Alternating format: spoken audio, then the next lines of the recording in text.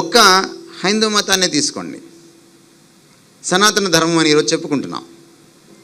ఇందులో నుంచే పక్కకి వెళ్ళాడు చార్వాకుడు, ఆయనది నాస్తిక మతం. మీరు ఎవరైనా పంతులు గారిని అడిగి చూడండి చార్వాకుడు ఎవరో చెప్తారు ఆయన, వేదాల కాలంలో. ఆ తర్వాత జైనుడు వచ్చాడు, ఆయనది కూడా నాస్తిక మతం, ఆయన పక్కకి వెళ్ళాడు. పక్కకి ఎప్పుడు వెళ్తాం సార్ మనం? పక్కకి ఎప్పుడు వెళ్తాం మనం ఇంకో మతం పెట్టడానికి? ఇక్కడేదో కుదరక నచ్చక. బుద్ధుడు ఎక్కడి నుంచి వెళ్ళాడు? ఇక్కడి నుంచే వెళ్ళాడు పక్కకి.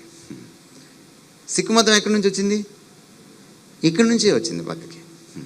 ఇంకా పక్కకి వెళ్ళిన వాళ్ళు కొంతమంది ఉన్నారు, లోపలే ఉన్నారు కానీ పడదు. శైవం, వైష్ణవం, ద్వైతం, అద్వైతం. ఒక ఆయన అన్నాడు దేవుడికి గుణాలు లేవురా బాబు అన్నాడు, ఆయన శంకరాచార్యుల వారు. ఇంకొక ఆయన అన్నాడు లేదు లేదు దేవుడికి గుణాలు ఉన్నాయి అన్నాడు, ఆయన రామానుజాచార్యుల వారు. ఇప్పుడు మీకు అర్థమైందా మతానికి మధ్య? నెక్స్ట్ టైము మతాలన్నీ ఒకటేనే పొరపాటున అనేసారు గబుక్కున. కాదు. నేను ఎందుకు చెప్తున్నాను ఇదంతా కూడా? అభిప్రాయాలు ఏకీభవించవు. మతం అనేది అభిప్రాయం అయితే ఏకీభవించదు.